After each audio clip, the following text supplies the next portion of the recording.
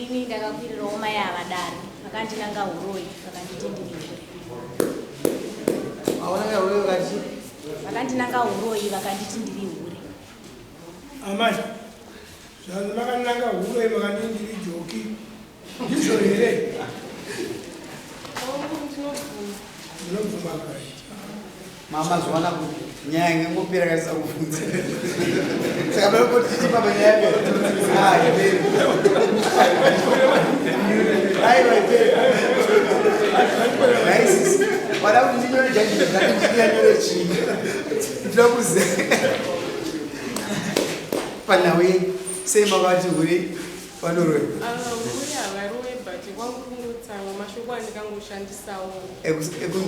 anopowa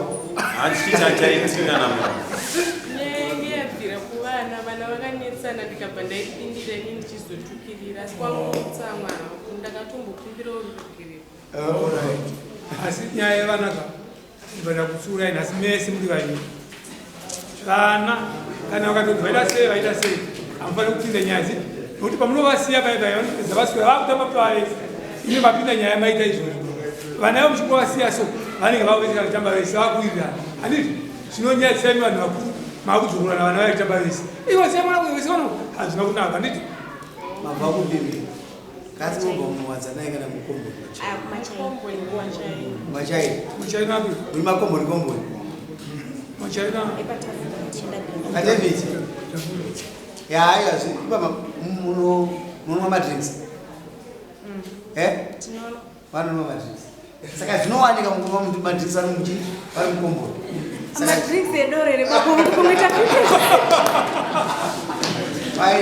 ene mukuperekero mama munowirirana here makamawirirana titori maneighbors. muri maneighbors apa musoro ichakamire ndimbotaura inini nyaya yakanyanya kundibata ndeyekunangwa Muroyi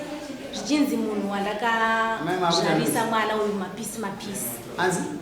akati muri Muroyi makazvarisa mwana munhu mapisi